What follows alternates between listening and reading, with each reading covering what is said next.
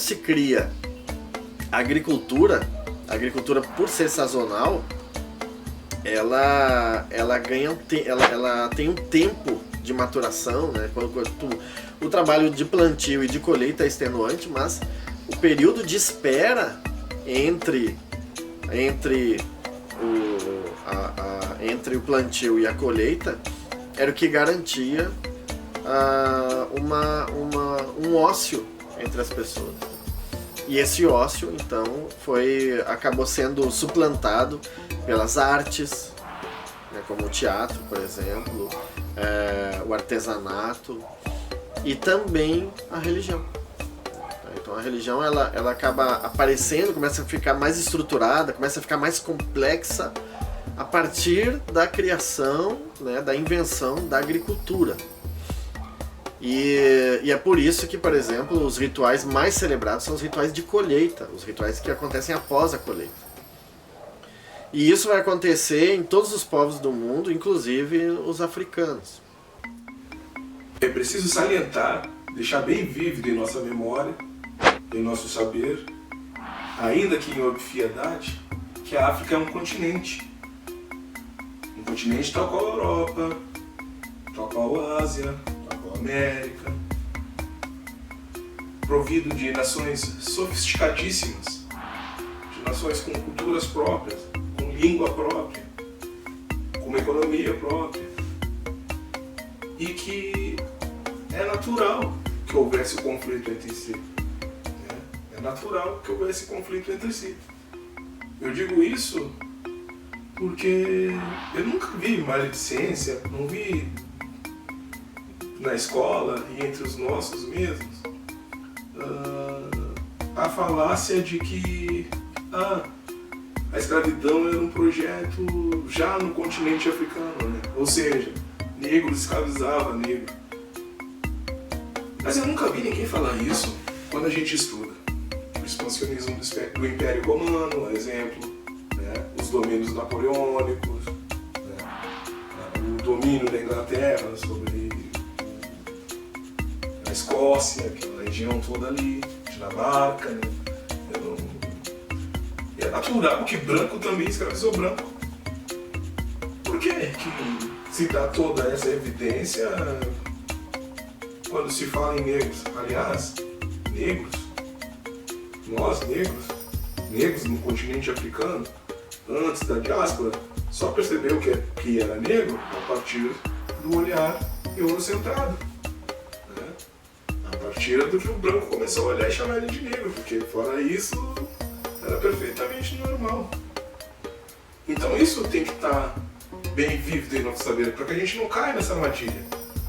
Dizer, mas negro já escravizava negro, perfeito, mas era um outro formato, se socializavam, né? Poderiam casar.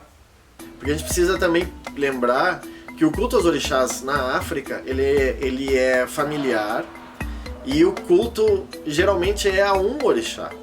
De forma geral, o culto é a um orixá. Então existe uma família que cultua, por exemplo, Iemanjá.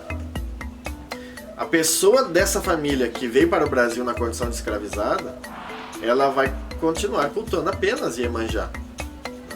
E daí então foi a fusão desses vários cultos que formou a estrutura do candomblé, do nagô do Recife, do tambor de Minas no Maranhão, da macumba no Rio de Janeiro e do batuque no Rio Grande do Sul. Então é a fusão de vários cultos, né, do culto de várias divindades africanas, que vai gerar essa estrutura. E quem vai ficar de guarda desse conhecimento, dessa sabedoria, dessa tradição, é a Ialorixá e o Babalorixá. Eles vão ser então o centralizador desses cultos. Então, se na África existia um sacerdote para cada culto, para cada orixá, no Brasil vai existir um sacerdote para todos os orixás, que vai cultuar todos os orixás, vai ser responsável pelo culto de todos os orixás. A relação entre as vindas dos Jejes, de cultura Afon, e os Urubás, de cultura Nagô, se dava diretamente por esse conflito. À medida que os urubás se estabeleciam com poderio maior bélico, econômico, com uma relação mais apropriada, sobretudo com a Europa, veio um lote maior de Jeje, e assim vice-versa. Quando os Jejes se estabeleceram com poderio maior bélico, econômico, veio um lote maior de esportes de guerras, ou seja, um lote maior de urubá, como a gente pode ver aqui nessa foto. Lá no Dahomey, os franceses negociando arma de fogo com os Jejes, né, com os Fons. Provavelmente seja as últimas levas de seres humanos escravizados vindas da África, que eram os urubás.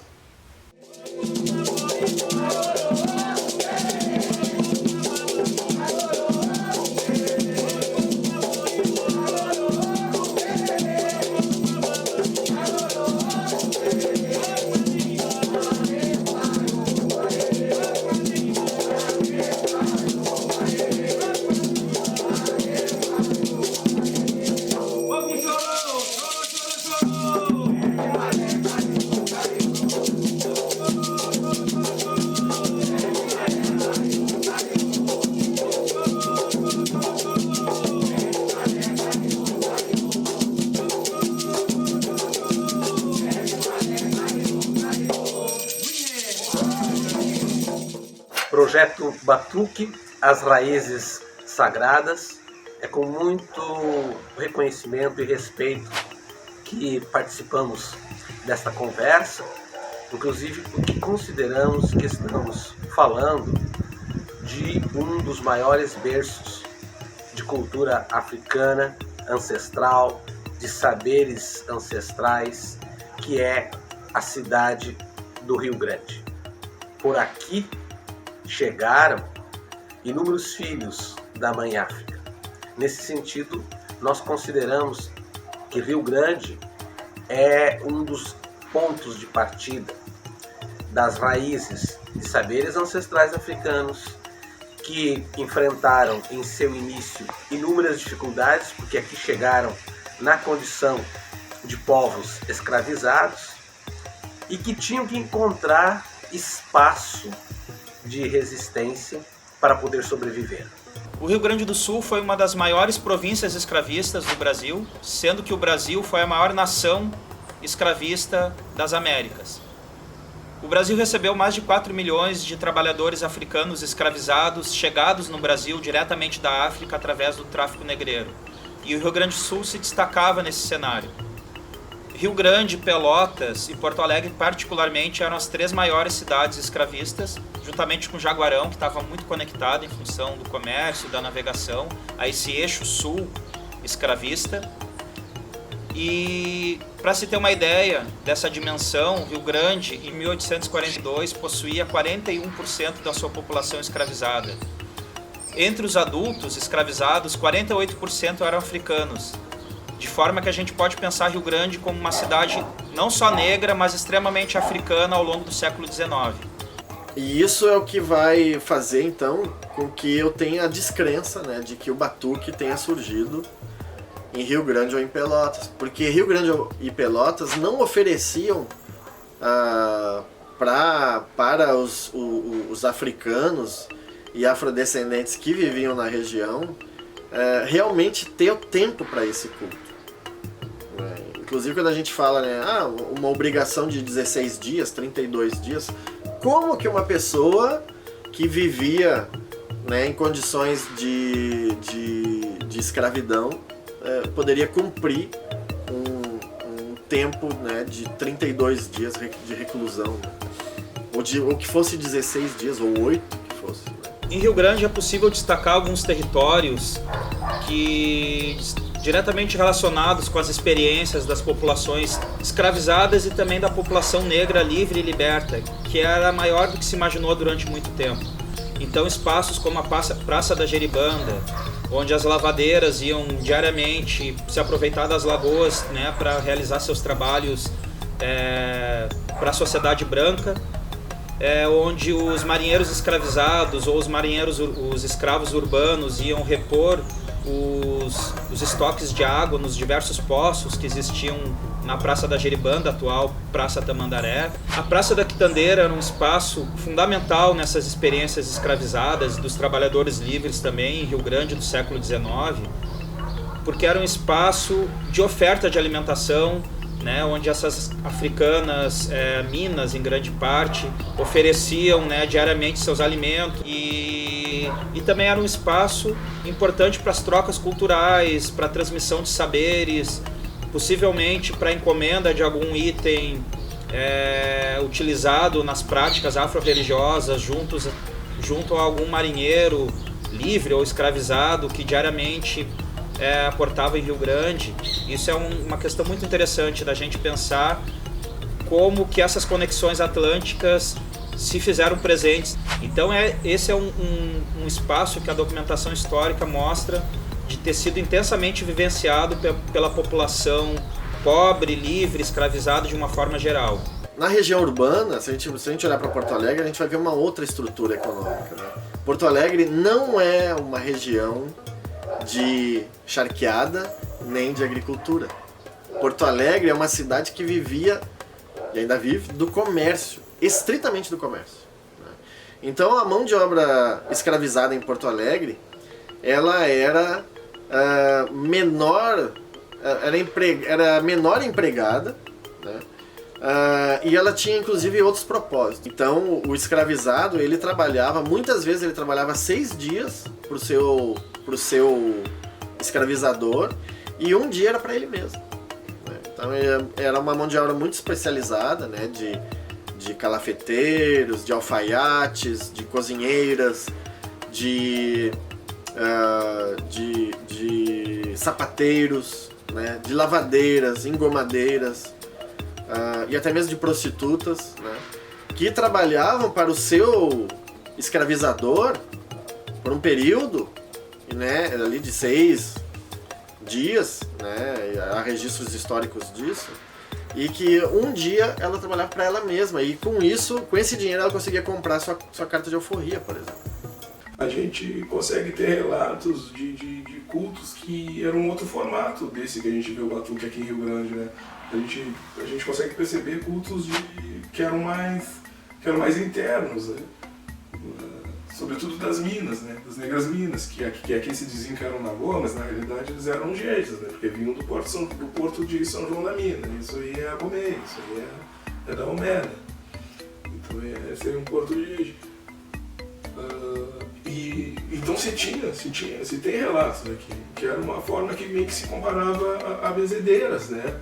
Inclusive minha avó, que se dizia descendente de negras minas, minha saudosa avó paterna, Odete Madruga de Castro, ela cultuava, ela tinha uma memória ancestral e que ela cuidava de pessoas, né, na sua sala. Meu pai me falou isso quando eu era pequeno, que as pessoas iam lá e consultavam ela, e era num formato meio que próximo a uma sessão de mesa, mas não é uma sessão de mesa, né? Até porque a minha avó não sabia nem ler, então nunca ouviu falar de Allan Kardec em si. Mas isso acaba aproximando dessa herança das benzedeiras, dessa herança dessas negras minas, que era uma coisa mais interior, porque não se tinha a possibilidade de fazer grandes aglomerações, de ser grandes toques de tambores, não podia, porque Rio Grande era uma cidade, além de militar, além de uma cidade militar, foi uma cidade que, na posterior, fornecia muita matéria-prima para charqueadas. Mas então se tem esse relato, que eu acredito que tenha começado aqui, mas nesse outro formato, não na estrutura, se estruturou em Porto Alegre, mas aqui tinha assim, relatos, até porque esses seres humanos eles trouxeram essa memória ancestral de África.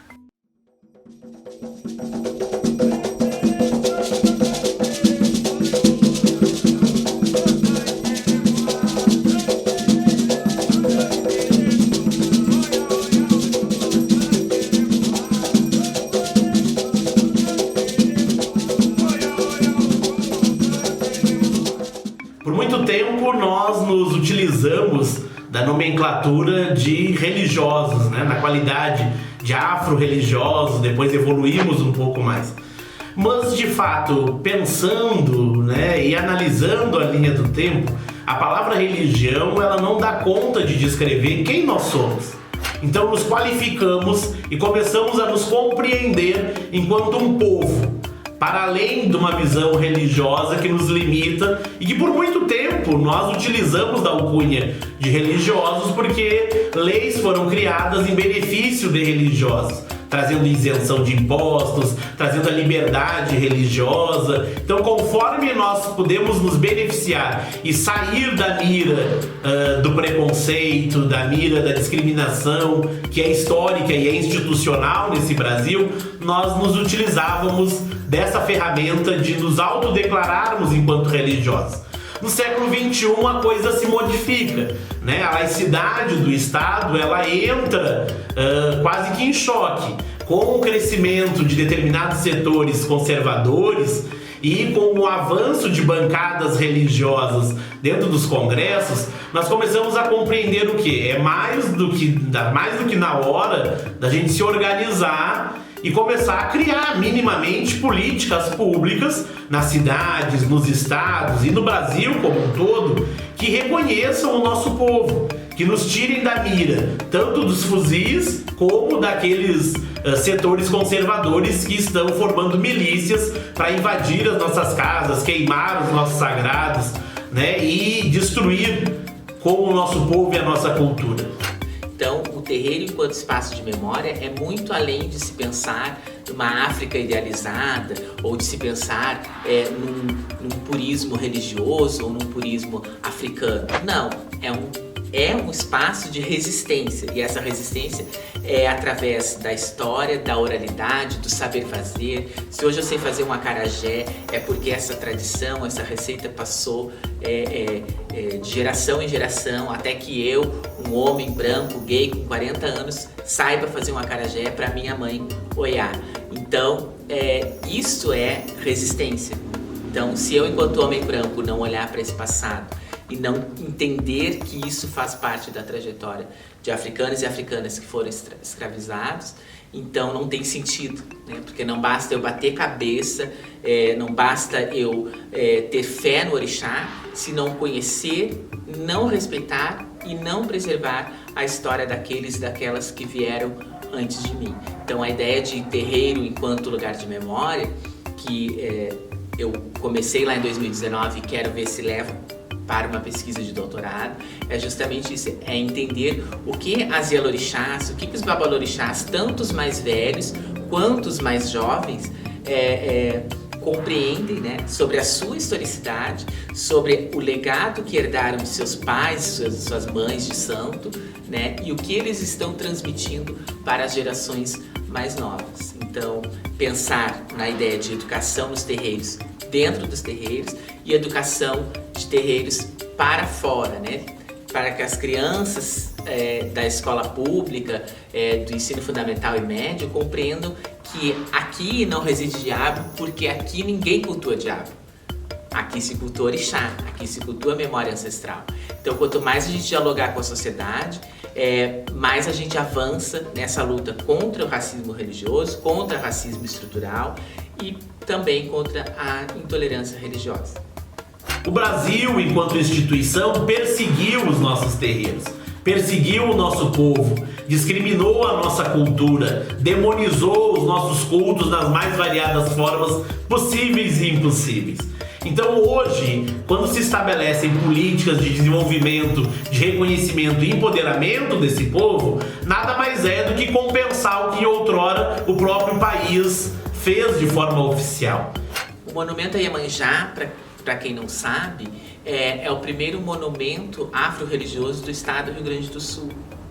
Num Rio Grande do Sul, ou pelo menos numa cidade do Rio Grande, em que a Igreja Católica era muito mais conservadora do que hoje, em que o espaço público ou ele era dos ditos heróis nacionais, ou do espaço do cristianismo católico, né? Os monumentos, enfim, os espaços públicos eram voltados para essas culturas e essas histórias.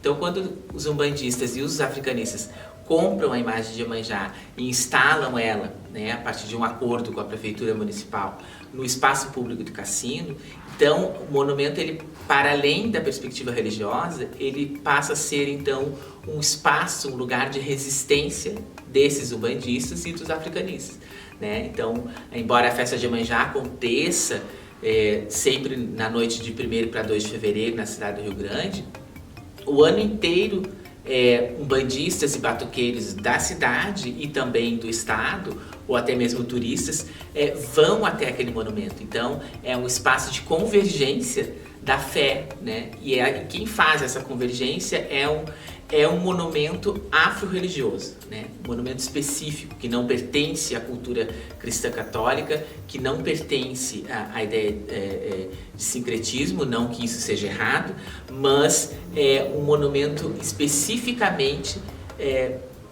idealizado e capitaneado, comprado com recursos de umbandistas e de africanistas lá na década de 70.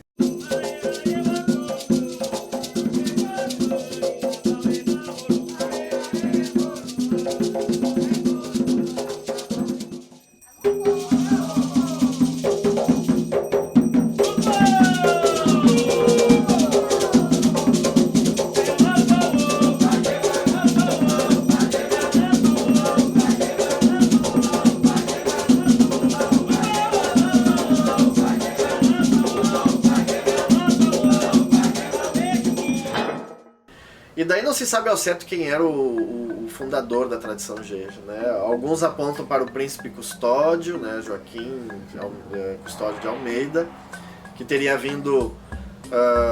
era um príncipe africano que veio para o Brasil como livre, né?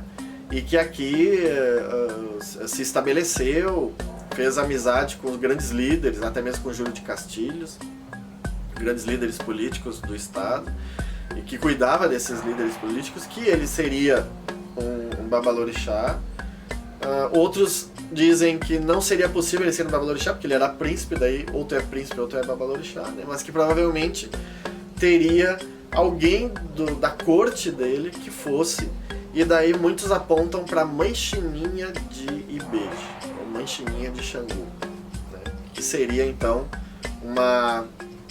a sacerdotisa que estava com ele, que fazia parte da corte dele, e que seria então a introdutora da nação Jeje aqui no Rio Grande do Sul, mais precisamente em Porto Alegre. E o filho de santo dela, né, se tornou até mais famoso que ela, que é o Joãozinho do Exumbi, né? E o Joãozinho foi que foi para todo o Rio Grande do Sul, até para fora, e até mesmo para a Argentina, levando a tradição Jeje para fora do estado.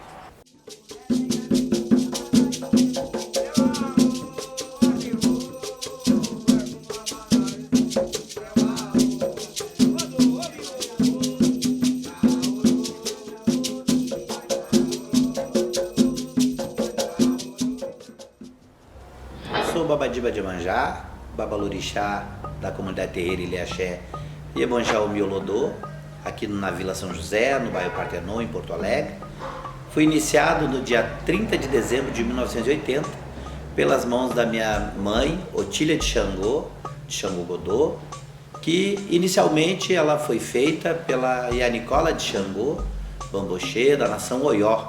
Com a passagem da avó Nicola, ela passou a ser filha da dona Mana de Iansã, que era filha de santo do Zé da Saia de Sobô, José Ayrton Vasconcelos. Eu assumo então com esse espírito de manter a tradição, de dar continuidade ao terreiro, mas também de valorizar o espaço de terreiro enquanto espaço que guarnece o legado civilizatório de um povo de matriz africana.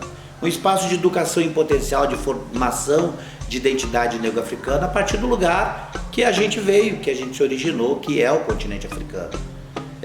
Tirar um pouco, um compromisso de retirar o batuque da superficialidade e dessa coisa tão concentrada que estava nele, que era o sincretismo religioso.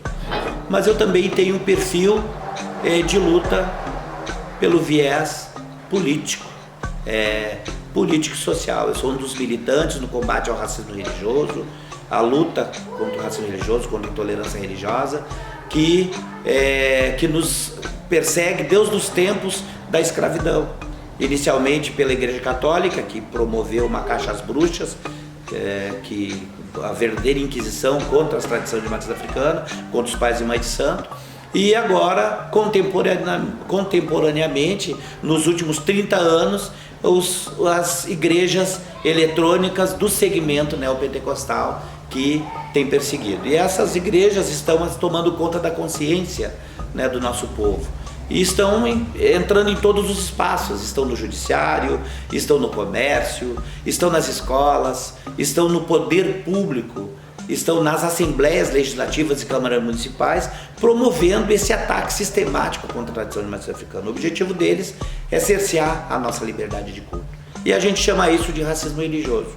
Então eu sou um militante ferrenho no combate à intolerância religiosa. O Bará, do vô João manifestado, diz que o povo beijava os pés dele. Ele não era pobre, ele tinha uma condição financeira razoável, vivia da religião, mas ele tinha muitos filhos e muitos clientes em Porto Alegre, mas ele era simples em tudo, no vestir, na residência, era tudo muito simples.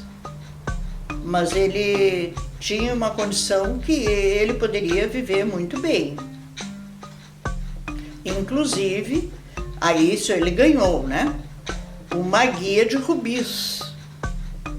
O Bará ganhou uma guia de rubis, que parece que não se sabe do paradeiro dela. Com a morte dele, foi um baque muito grande, que eu sei, aqui em Rio Grande, para os filhos de santo dele. O povo ficou meio que desorientado com a falta dele, com a ausência dele, porque ele dava a confiança, o alicerce de que como as coisas deveriam ser feitas. A presença dele era um símbolo de força, de resistência, de que as obrigações seriam bem aceitas. Eles tinham muita confiança nele, muita confiança. E também as coisas não eram como são hoje, não. Que tem que ter galo, tem que ter isso, tem que ter aquilo, tem que ter aquilo outro. Com um punhado de milho torrado, ele levantava a vida de uma pessoa. A nação Jeje tem 3 pontos que a diferenciam das demais, que torna meio que evidente que ela seja uma das tradições mais antigas que adentraram aqui no Rio Grande do Sul.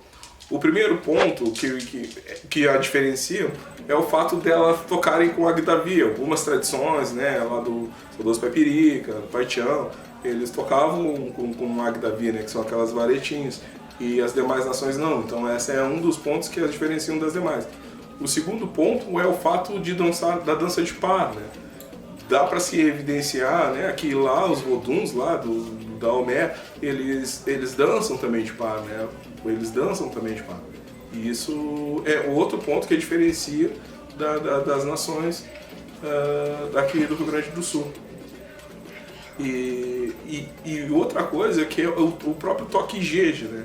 O toque jeje, ele é onde a gente consegue chegar mais próximo da cultura Fon, assim, né? do dialeto Fon, que a gente tenta se aproximar mais do dialeto Fon, é todas as vezes que a gente toca o toque jeje.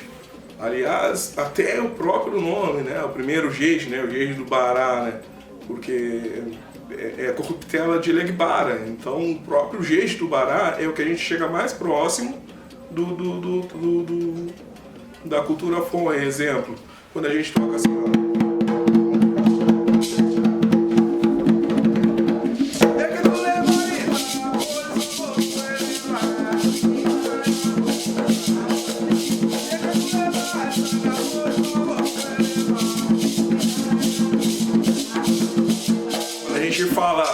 Vodun a gente esse toque é de Jeje. Mas aí quando a gente tá no aré, no caso, esse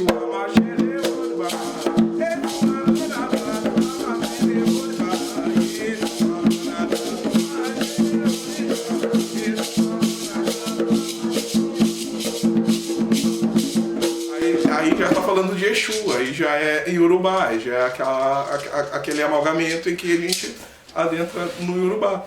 Outra função também, outro toque também que é bem saliente é o Averequete, né? Que a gente cultua como Odé.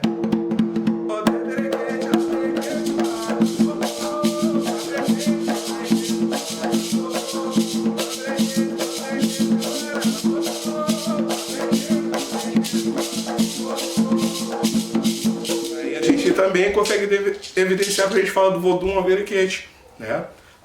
Outro também que é bem do Oxalá, né? Maorissá.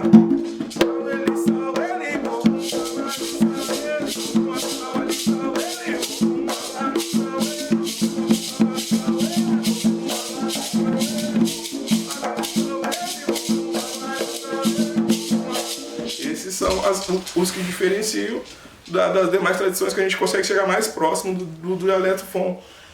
Outra particularidade do Jeje é o fato que, teoricamente, nós teríamos que cultuar o Vodun Dan, né? O Vodun Becém, que seria o Xumaré. E a gente não cultua no batuque, mas não cultua diretamente, porque a gente tem que se debruçar, tentar achar aonde que na realidade o Vodun Becém, ele no assentamento, ele se fundiu com Ogum, porque o assentamento de Ogum é no ferro, é a cobra, né? É Dali, o Gondiolá, sobretudo. Então, de certa forma, a gente consegue perceber que talvez não na questão do orixá em si, mas no assentamento, Becém, Dan, Xumaré, entrou dentro da nossa tradição, e dentro de todas as outras tradições dentro do Rio Grande do Sul, na forma do assentamento, que é a cobra. Então essas particularidades da nação Jeje é que faz com que ela seja uma espinha dorsal dentre as nossas, né? E é isso aí.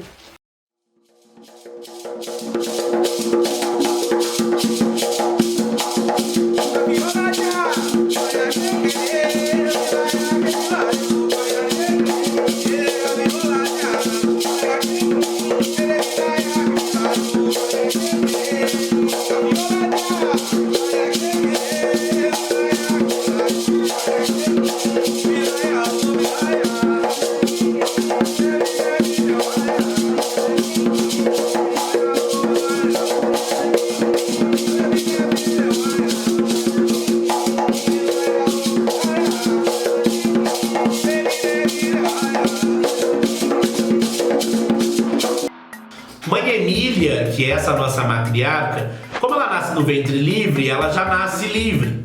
E os pais delas, ao chegarem aqui em Rio Grande, doam ela para ser criada por um casal de negros libertos, que é Negro Eusébio e a Bibica de Ogum e Polé. Estes dois então recebem a pequena Emília, ainda bebê, criam esta criança e, por reconhecerem que ela vem de uma linhagem real, nobre do continente africano, da cidade que ela vem, entendem e consultam os orixás, né, confirmando que ela tem uma missão muito grande, que é reunir o seu povo, dar suporte ao seu povo, aos seus.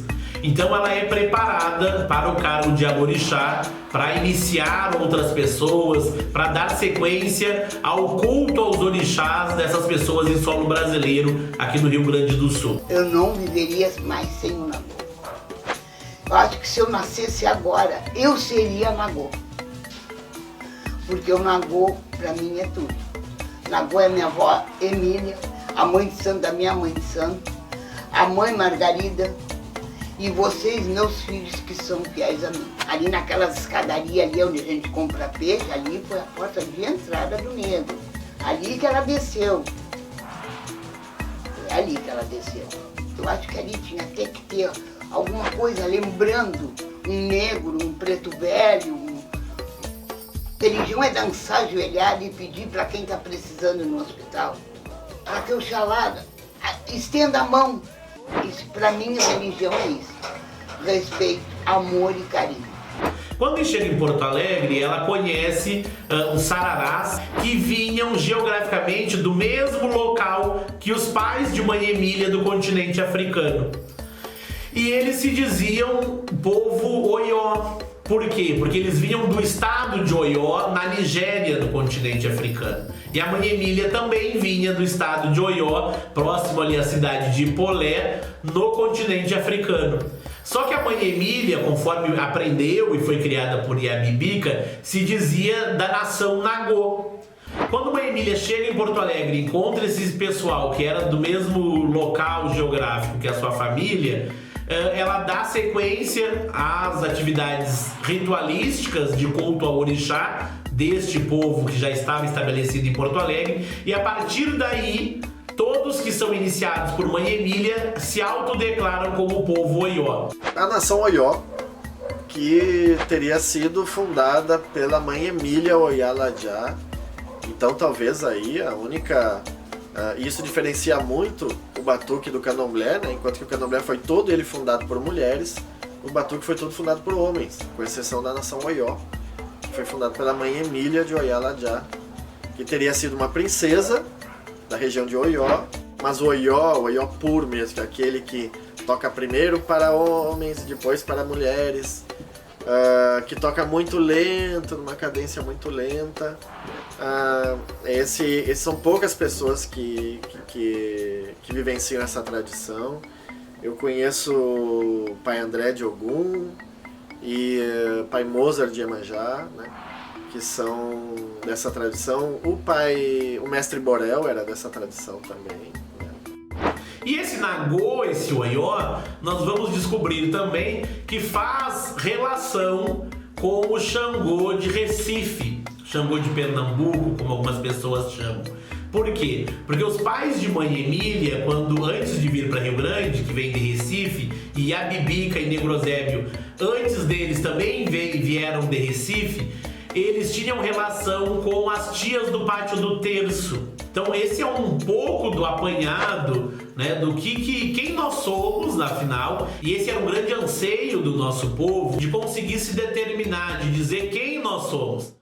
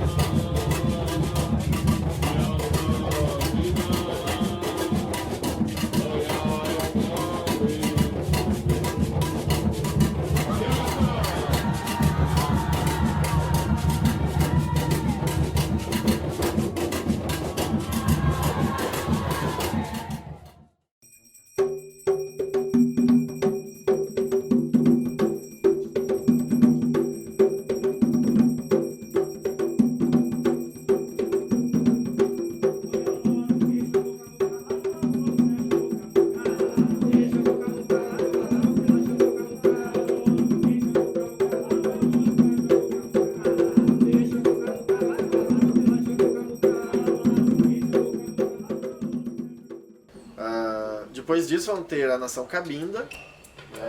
Também há uma discussão sobre a sua origem, se seria com um certo africano chamado Gululu ou com o próprio Valdemar de Xangô Camucá, né?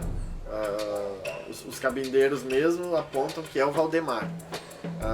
Mas o Norton Correia, antropólogo gaúcho, né, registrou através de uma entrevista que o Valdemar teria aprendido com um certo Gululu, a tradição africana. Eu até levanto uma hipótese que talvez Gululu e Valdemar fossem a mesma pessoa, né? Mas é possível que não seja o caso. A Cabinda, para mim, o que me surpreendeu foi essas grandes coisas. Eu passar a cultuar a ancestralidade antes de começar a cultuar o orixá dentro do Quarto Santo. O culto a Iquibalé, nós cabindeiros, ao ancestral é uma coisa normal, porque está se cultuando os nossos ancestrais religiosos, quebrou aquela mística que tem Deus o livre, balé, você vai ter um defunto lá dentro. Não existe nada disso, isso é folclórico, isso é mística.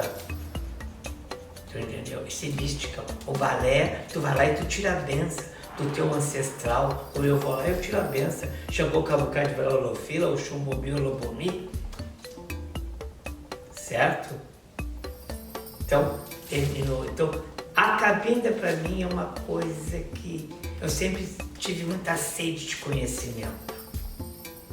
E graças a Deus, tirando todas as intempéries da vida que eu não preciso citar, eu peguei o pai Cabral, ele para mim foi um ótimo professor. Eu recebi a lição. Ele me deu o pote do mel, ele me deu o pote do fel, ele me deu o antídoto. Isso eu digo. Ele me deu o mel, o fel e o antídoto. E isso ele me avisou. Eu tenho que ter mel, fel. E depois eu vou te dar o antídoto. E fui sabatinado. Muitas coisas, quem viu, quem sabe, fui sabatinado. Tenho orgulho, muita gente diz, tenho orgulho de ser filho de quem eu sou. Eu xalá de iluminar o Lulu que já tenho muito orgulho. Esse Oxalá mora no meu coração. Esse Oxalá mora junto com meu pai na vasilha da feitura dele. Tanto é que com todas as intempéries, meu filho, eu jamais me atrevi a pegar o meu CGL e passar em cima da minha cabeça. Porque ali eu não estava ofendendo o babá, estava ofendendo o meu pai Oxalá.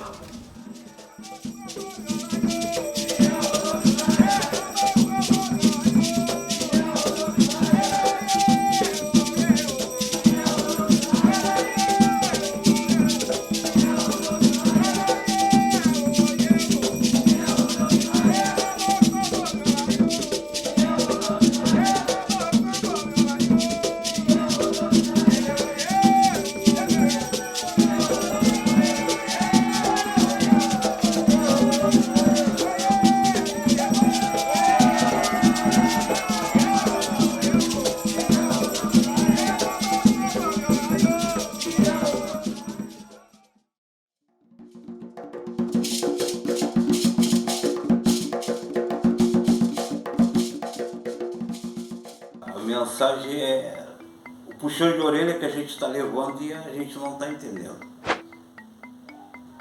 Esse puxão de orelha é para eu olhar para o meu filho olhar para mim, a gente se curtir mais, sabe? A gente se amar mais e a gente parar com o egoísmo.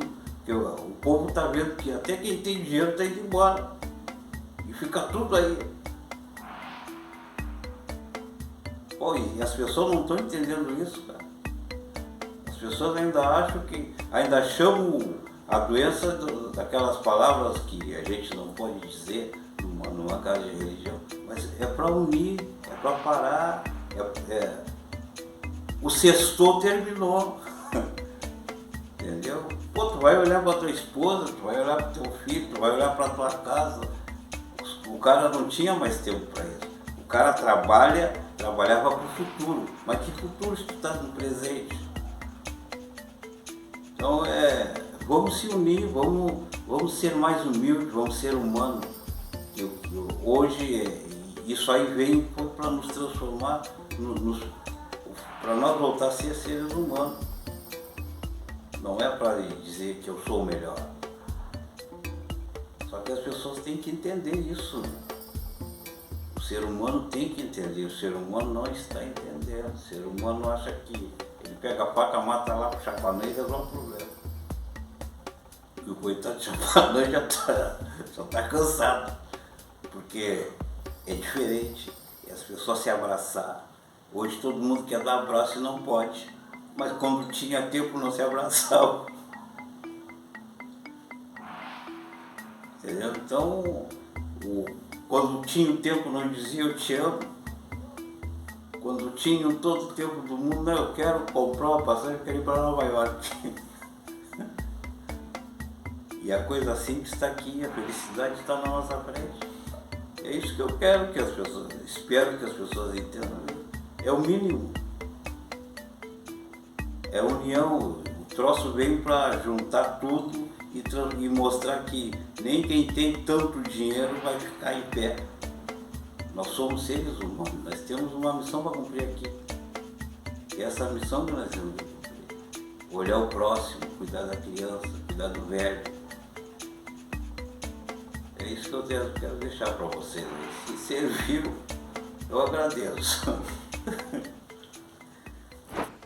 A grande mensagem, o grande legado que o projeto Batuque Raízes Sagradas tem de deixar não reside na importância de que o batuque começou em Porto Alegre, na forma estruturada, teológica, cosmológica, da forma de roda, como a gente se entende hoje, ou se tenha começado em Rio Grande, de uma forma mais arcaica, de uma forma mais individual. A importância reside realmente no fato de que o legado que esses seres humanos escravizados deixaram para a nossa nação, deixaram para o Brasil, para o Rio Grande do Sul. Né? E quando eu falo legado, eu não falo só um legado cultural, um legado do nosso dicionário, um legado da nossa culinária, um legado de dança. Eu digo aqui, ó, um legado sanguíneo. Né?